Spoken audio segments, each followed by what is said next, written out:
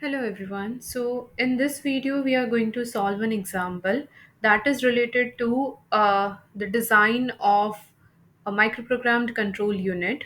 So one question is taken from a previous year's exam paper. So let us first understand what is asked and what is required to be given as the answer. Give the symbolic routines. That means you have to give the assembly language code for the specified instruction. Give the symbolic routines for the following instructions of the basic computer. The configuration is very important to understand. So here the basic computer is given as the configuration. So all the concepts that you have studied in chapter 5 are valid to define the symbolic routine of the given instruction. So you have to follow the same configuration unless some change is specified in the question. So, one instruction is given here for the basic computer for which you are asked to write the symbolic routine. uh, SOQ, that is the name assigned to that instruction, which is having the opcode of 011. What this instruction does, if AC is equal to M of AR, then update PC by setting AR plus 1 as its new value. So here some other constraints and assumptions are also mentioned. Assume that the size of the control memory is 128 cross 20. There are two registers SBR and CR available in the control unit. A microprogram can use 8 consecutive memory locations in the control memory. The micro instruction is of 20 bits and contains the following fields. So F1, F2, F3, three function fields are given. So maximum three micro operations you can specify in one micro instruction. Condition checking field is also specified, that is CD. It is having a size of 2 bits, that means four combinations are possible. And for branching, again 2 bits are allocated, that means four combinations you can make using 2 bits. And the last part is the address part, which is of size 7 bits. So if you want to locate any particular micro instruction or a group of micro instructions, which is nothing but a micro program in the control memory, you have to use this address. Apart from this, what other information is given? So formulate the correct mapping procedure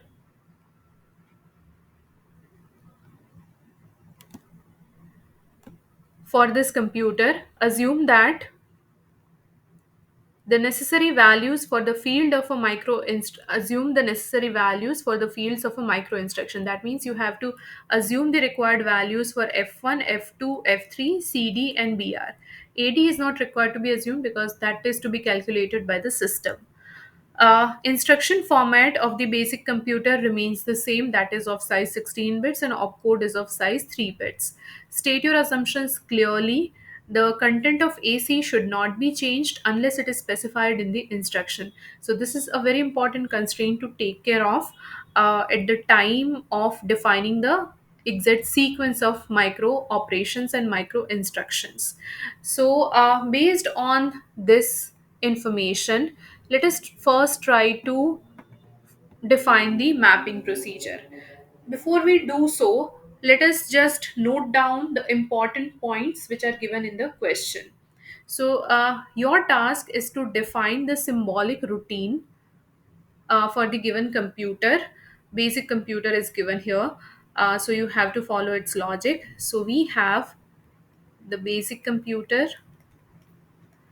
Now, if you recall the instruction format of the basic computer, it was having total three fields: the address field, opcode field, and addressing mode bit. So one bit is allocated to this, three bits are allocated to the opcode, and remaining 12 bits are assigned to specify unique addresses from the main memory. So total 16 bits are available in the instruction code format, and this makes The size of the main memory is 2 raised to 12 cross 16, that is 4096 cross 16.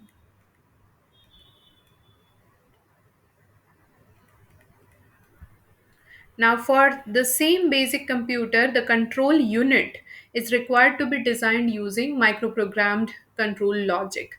So, for that, we need a control memory. The size of the control memory you can decide based on the given description. As you know, the size is 128 cross 20. Even if this size is not given, just by looking at the AD field, because it is of size 7 bits, 2 raised to 7 addresses are possible, unique addresses, and 2 raised to 7 is 128, and the size of one micro instruction is also specified, that is 20 bits. So even if this size is not given, you can easily determine it. So 128 cross 20 is the size of the control memory. Now, in the control unit, two important registers are to be included, CAR and SBR. The role of these two registers is to store the address which is to be used to call the next micro instruction, to execute the next micro instruction. So, as these two registers are specifically to be used for storing addresses, their size must be of 7 bits. Now, in the control memory, if you want to store one micro instruction, then you have to follow this format. A maximum of 3 micro operations can be specified, and they are labeled as F1, F2, F3. If some condition is to be checked for execution, it can be specified using the CD field. And if some branching is to be done for non sequential execution, then that thing can be specified in the BR field. And the last field specifies the address. Now, the size of each of these fields is also specified. This is the format of one micro instruction, and a total of 20 bits are assigned for defining one micro instruction. So address is of size 7 bits, BR is of size 2, CD is again having 2 bits, and F1, F2, F3, all micro operation fields will have 3 bits. This information is already given in the question. Now, what you are required to give in the answer.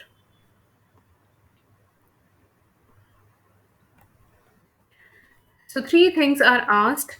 First, you have to define the mapping procedure for this computer. Second thing, you have to give the routines for the fetch and indirect functionalities, because before executing any actual microprogram, the computer requires the symbolic routines of the fetch functionality and reading the effective address in the address register AR, that is indirect address uh, calculation. So that is also to be given. And the third thing, instruction specific routine for SOQ. One instruction is specified in the question for which you have to write the symbolic routine. So let us start with the first thing, that is the mapping procedure. Here, one more important information is given, that is in the control memory, when you try to define a micro program, that is nothing but a group of micro instructions, you can use a consecutive series of 8 memory locations. So let us see how to use all this information to define these three things. We are starting with the mapping procedure. Okay. Now we know that the size of the control memory is 128 words. Usually, this control memory is divided into two equal parts. One part will store instruction specific routines. So, for example, if you want to perform addition, for addition you need a microprogram. So, add instruction related microprogram can be kept in the first part. Similarly, if you want to perform XOR, then that functionality should be available in the computer, in the control memory of the given configuration. So, particularly in the first part, you can store all these values. Okay. And what the second part will store? So second part of the control memory will store the common subroutines. For example, whatever is the given instruction, irrespective of that, fetch routine is always required to be executed. So common micro instructions, common micro programs, common subroutines can be kept in the second part of the control memory. Similarly, if you want to fetch the effective address indirectly, then also that functionality is to be used by most of the instructions in the computer. So that can also be kept in the second part. Second part actually will have some unutilized space that you can use for storing some subroutines. Sometimes it happens that the logic is quite long, and whatever fixed space is allocated to one instruction is just not enough. Let's say your logic requires 10 memory words to completely define the logic of execution, but you have only 8 memory locations assigned in the first part to that particular instruction. So for having two additional memory words for completing the logic of your instruction, your microprogram, you can use this second part of the control memory, because some empty space will always be available in that part. So for 128 words of control memory, if we make two equal parts, then the first part will have a total of 64 words.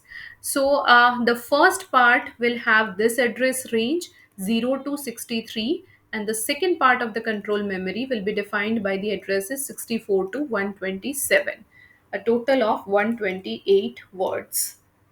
Okay. Now, that constraint that one microprogram can use a maximum of 8 uh, consecutive memory locations, that is usually applicable to the first part. What we usually do, we keep an exact size of a series of memory locations, continuous memory locations, and that chunk of memory can be assigned to one particular instruction. So here also let us follow that same thing. That means in the first part of the control memory, if you want to define any symbolic routine, then it will have an exact 8 memory locations. Okay, now if we follow this logic, then in the first part, we can define the originating addresses. So, originating addresses will follow this range. The first symbolic routine will be stored at address 0. Then this symbolic routine will have a total of 8 memory words. Then the second symbolic routine will be stored at address 8. Again, you have to assign 8 continuous memory locations to this second routine. Then if you want to store the third symbolic routine in the first part of the control memory, it should start with address 16. So this is how you can define the originating addresses.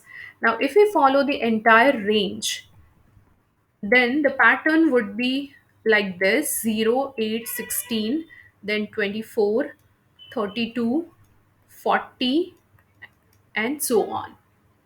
So the last address to define would be 56 in the first part.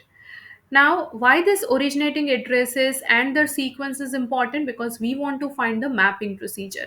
What is the mapping procedure? Here, to uniquely identify a particular symbolic routine in the control memory, you need an address of 7 bits. How to generate this 7-bit address? So, one part of the 7-bit address can come from the actual opcode, which is specified for the given instruction. So, here we have the basic computer and it uses 3-bit opcode. So, out of total 7 bits, 3 bits can directly be used from the opcode. For rest of the 4 bits, you have to insert zeros.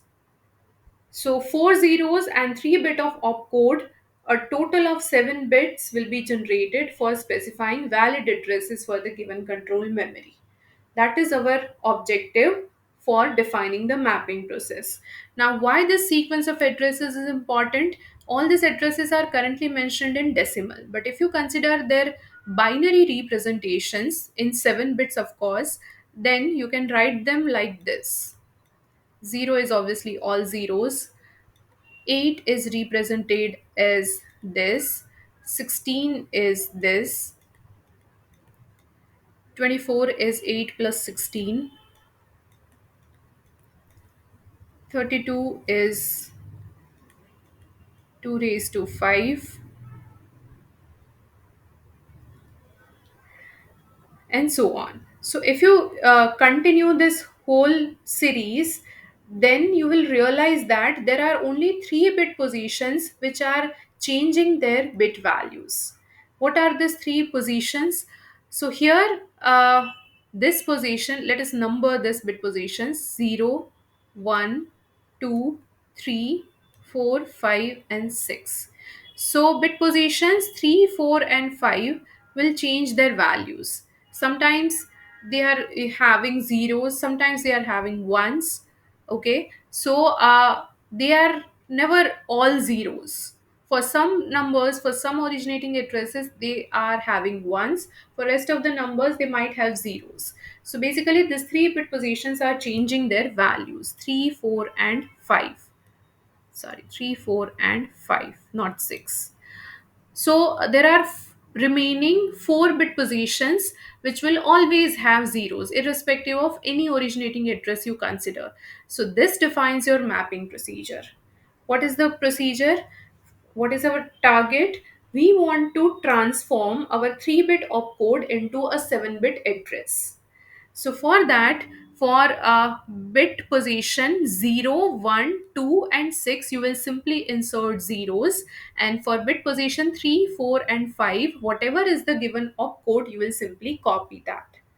So the first answer is ready, the mapping procedure for the given configuration. Okay. Now what else is required to be done? In the second part, mapping is done. Now, in the second part, we need to define the symbolic routines for fetch and reading the effective address functionalities. So, let us see how to do that. Now, before we write the symbolic routines, it is important to understand the sequence of micro operations required for fetch as well as reading the effective address phase. So, if you consider the fetch functionality for the basic computer, it has this sequence of micro operations. At time t0, PC is transferred to AR. At time t1, using this AR value from the memory, the control reads the instruction in IR. At the same time, PC is incremented by 1. So these are the micro operations which are to be represented in the symbolic form. Now, basically, to write the symbolic forms, you need the function tables. Here, F1, F2, and F3. The values of F1, F2, F3 are not given. That means you have the flexibility to define whatever required operations under these 3 tables, 3 function tables. Similarly, you have to assume the possible combinations of CD and BR fields. So let us first fix those combinations CD and BR, and then we'll see how to generate the tables for F1, F2, and F3. So we have used this tables before also. CD, it's a 2 bit field, so obviously 4 combinations are possible: 0, 0, 0, 1, 1, 0, and 1, 1. And what are the corresponding conditions? U, that means no condition is to be checked, the execution is unconditional. uh, then I, that means indirect bit. S, if AC is negative, then S will be 1, and Z, if AC is 0, then this condition will be true. It is required to be true in that case. So these are the values for the CD field. For the BR field, again we have 2 bits, so 4 combinations are possible: 0, 0, 0, 1, 1, 0, and 1, 1.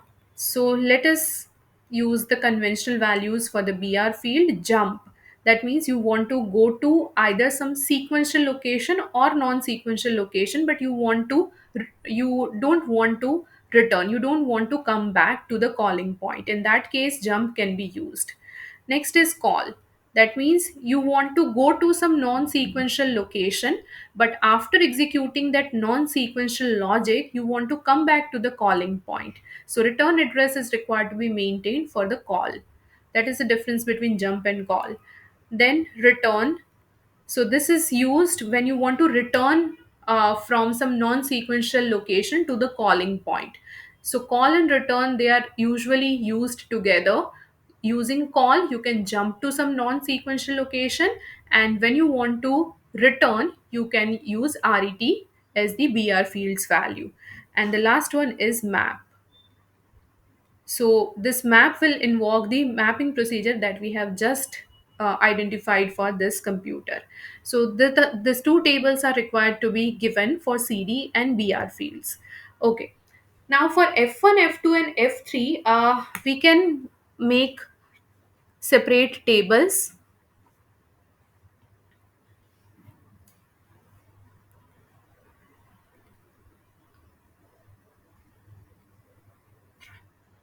Okay. So here I'm starting with the table of F1. 3 bits are assigned, so that means I can make a total of 8 combinations, 2 raised to 3. So 000,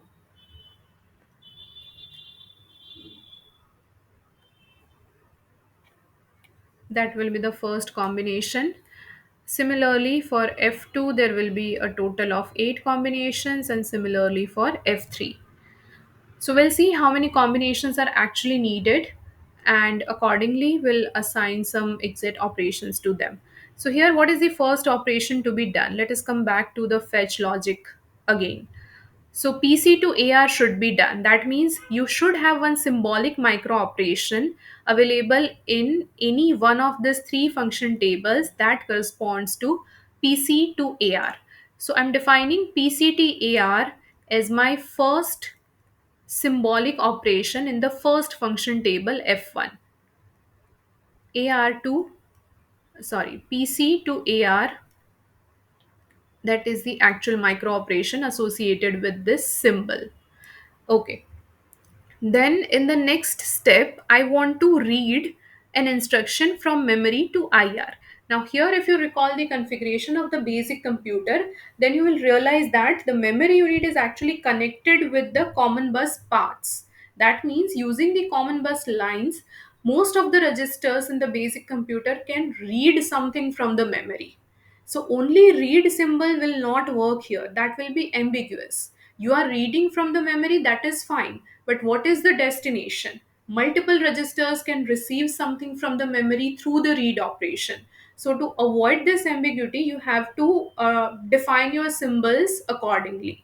So what we can do here, we want to read this value into IR. So memory to IR, basically this transfer is to be done through the read operation. So I'm defining another micro operation in F2. You can define it in any table. So I'm calling it read into IR, read TIR. So whenever I see RD, it is clear that my source is the memory and read operation is being performed on the memory. And here the destination will be IR. Okay. Now at the same time, PC is to be incremented by 1. So INC PC should be one of the micro operations available in this function tables. Now I should not keep this INC PC in F2 because I want to execute M of AR to IR and PC plus 1 to PC at the same time. If they are available in the same function table, they cannot be executed at the same time. So it is a wise choice to keep this INC PC operation in a function table in which RDTIR is not available. So let us keep it in F3, INC PC.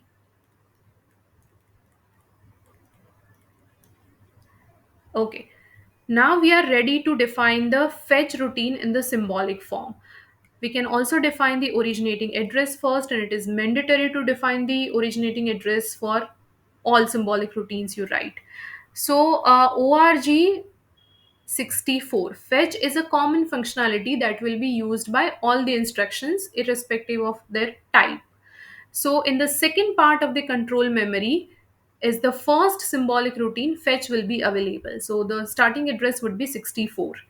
Okay, now let us also assign a name to this routine. Let us call it fetch only. Okay, now what is the first thing to do? PC to AR. This is the micro operation. Now we have to write this thing as a micro instruction. So only one operation is to be used, that is PCTAR.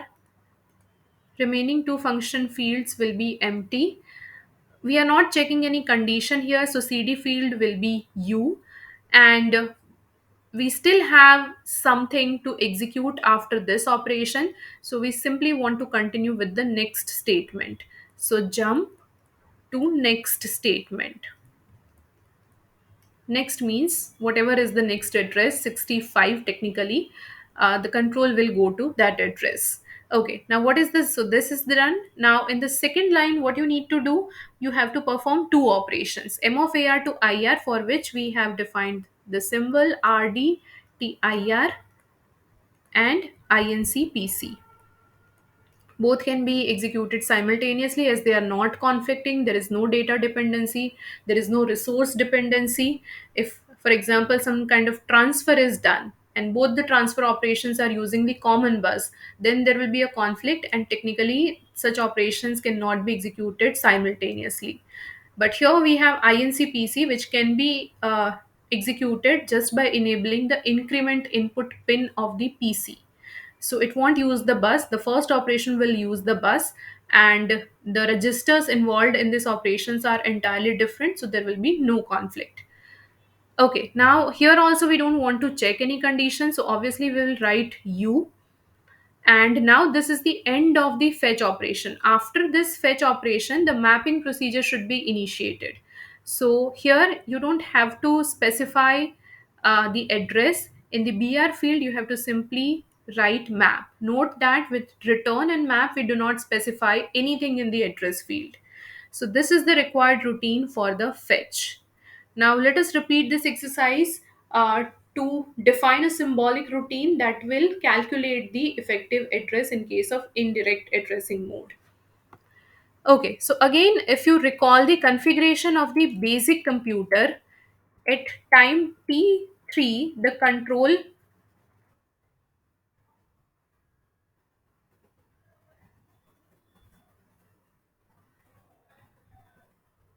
at time t3 the control will calculate the effective address. So the actual micro operation is M of AR to AR. If we want to execute this operation, then let us first define the originating address. Now here see this routine, this INDR routine, reading the effective address in case of indirect address, that is to be kept in the second part of the control memory, because this is common to multiple instructions. So second part of the control memory, in the second part we don't have to follow the restriction of using 8 consecutive memory words. Whatever is needed, whatever is the actual requirement, based on that we can utilize the memory words. So 64 and 65 are used for defining the fetch routine. The next available location is 66. So INDR will be available at address 66. That will be the originating address. Okay, now here you are reading something from the memory again, but now the destination is AR. So before you write the symbolic instruction for M of AR to AR, you have to uh, define one symbol in any of the function tables. Okay, so let's say I'm defining a second operation in F1 table, RD, that is reading from the memory into AR, RDTAR. So M of AR to AR, that is the meaning of this symbol. So I'll write this as RDTAR. No need to check any condition here. And this will be the end. So you have to simply write return. This will be a subroutine basically, and the calling program will call this subroutine At the end of this subroutine execution, the control is required to be returned to the calling point. That's why RET should be used. And as I have told you, with RET, we do not specify the address. So this will be the logic of INTR. Okay, now it's time to specify the symbolic routine. So two parts are already done as per the question.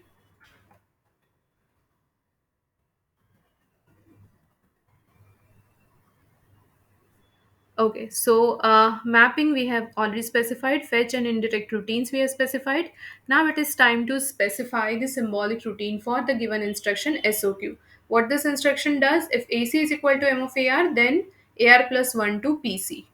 Now here one assumption is to be used. It is actually given in the question itself, that is the ALU or the arithmetic and logic circuit of the basic computer is capable of performing the XOR operation. How this XOR operation will be performed? It will be performed on the content of AC and DR, and the result will go to AC. So this operation is included in the arithmetic and logic circuit. Okay, so with this assumption, now let us try to write the symbolic routine. The opcode for the instruction is 011. So what will be the originating address? The name must be SOQ, the name of the instruction itself. What will be the ORG? First three bits and last bit must be zeros. So let us calculate the originating address. These four locations should have all zeros, and for rest of the bits you can directly copy the opcode. So this is nothing but 24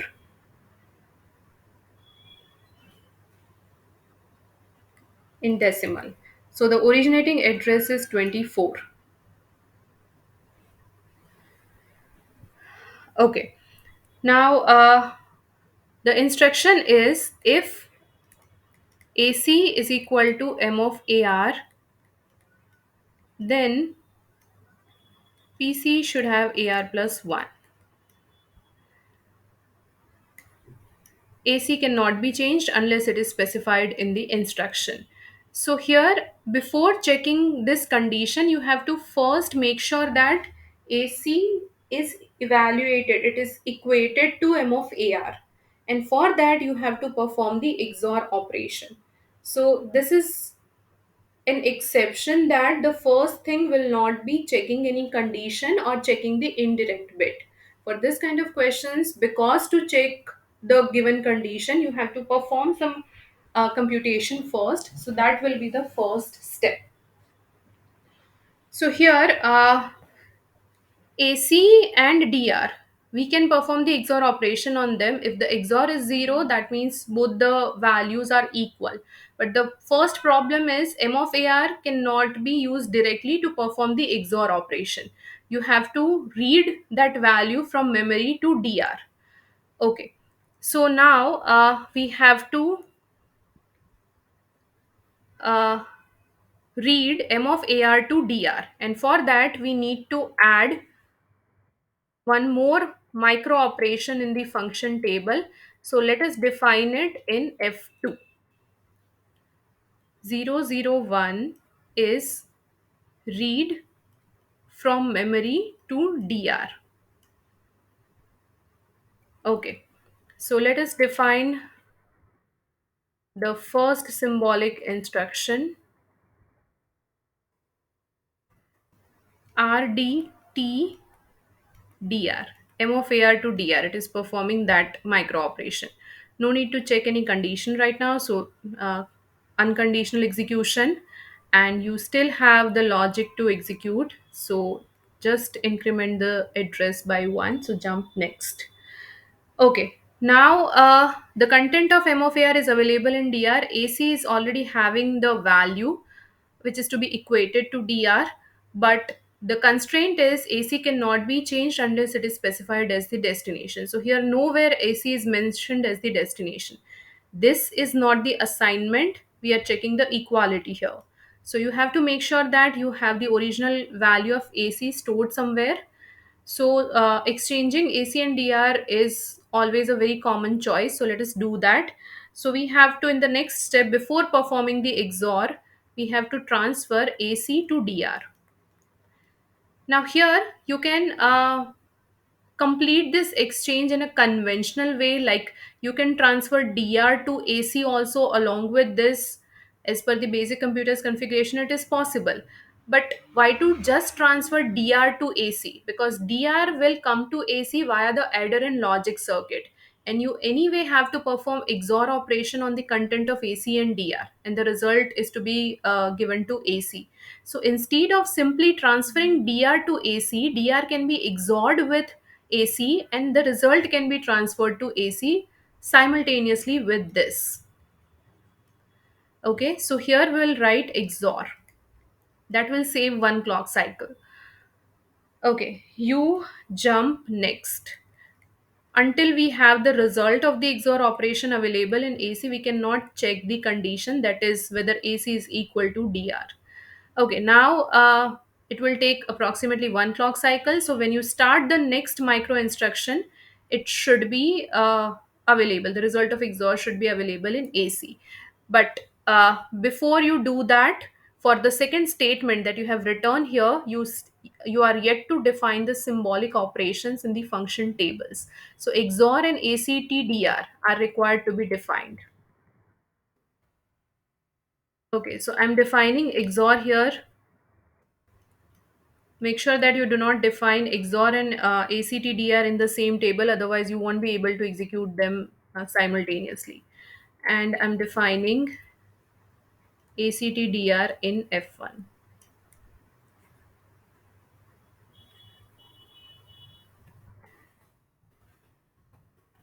Okay, so now we can check the condition, uh, the value Z under the CD field. No other operation can take place at that time. So if Z is 1, that means AC is equal to M of AR. In that case, you can call a subroutine. Basically, you can go to a subroutine S1. You can give it any other name. Uh, if the condition is true, because the execution should take place only if the condition is true, otherwise nothing should happen. So this specifies the if part. If this condition is true, Z is 1, then jump to S1. Else, just restore the AC and jump to fetch. So DRTAC, that operation is needed. In the else part, you jump fetch. So the control will simply go to the fetch routine by restoring AC. Now you have to define this DRT AC in one of the function tables. Make sure that you do not specify it in the table where you have kept ACTDR. Otherwise you won't be able to use them simultaneously. Okay, so let us keep it in this table F2010 combination DRTAC. Okay.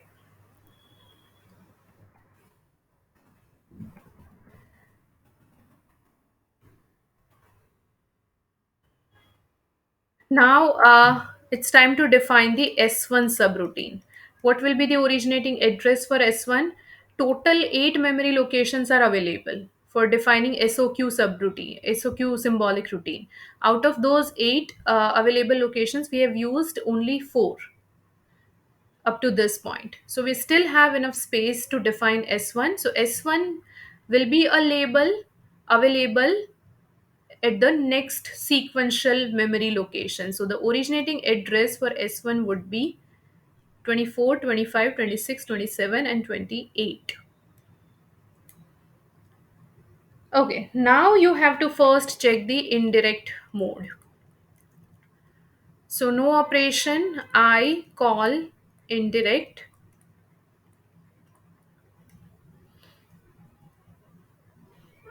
After that, you have to increment AR by 1. So INC AR should be the operation. No need to check any condition. You have to still continue with the remaining part of the logic. So jump next. Okay. Define INCAR in one of the function tables. Let's keep it in F3.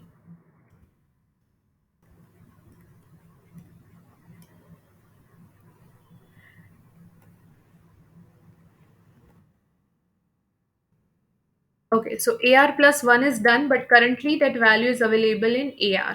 You have to transfer that value to PC. So ART PC, and this will be the last step. So it's time to restore the AC. So DRTAC, we have already defined DRTAC. We are yet to define ARTPC in one of the function tables. U jump fetch. So total 7 memory words will be used to define SOQ routine. Define ARTPC in one of the function tables. Do not keep it in F2 because you have already kept DRTAC and you are trying to execute them simultaneously.